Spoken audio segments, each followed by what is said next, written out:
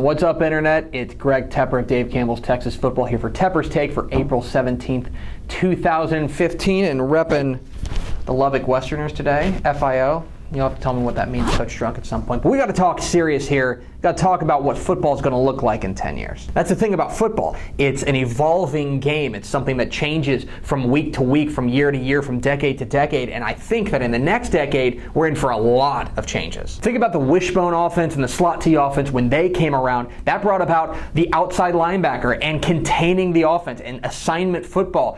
It's always been tit for tat in football, and I think that we're coming up on something really big. You see, right now, the spread offense is king. It's speed all over the field, especially on the outside, wide receivers who can burn.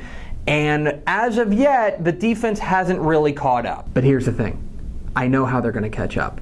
And some of you out there aren't going to like it, but it's the truth. You know how it's going to happen?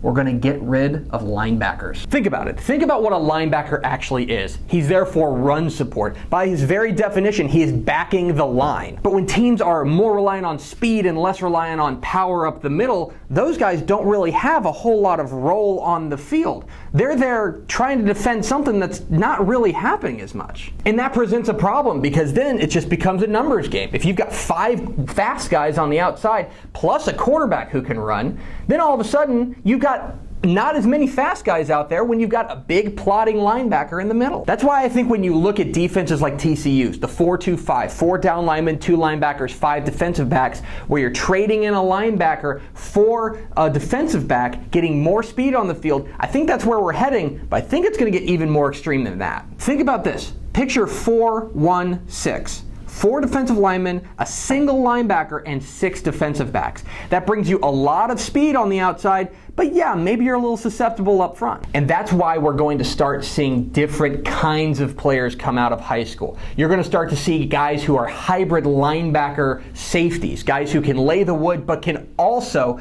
be back in coverage. The days of Mike Singletary and Brian Urlacher and this big, powerful, menacing guy in the middle, I think those are leaving in favor of more speed on the outside, a guy who can do a little bit of both, who can come up and run support, but can also cover a speedy receiver on the outside. Like I said, some of you guys are not going to like this, especially linebackers out there. You're not going to like it because we are inherently resistant to change. As humans, we don't like change. We like things to stay the same. But right now, the defense has to play catch up. The offense has taken a quantum leap forward with the spread offense.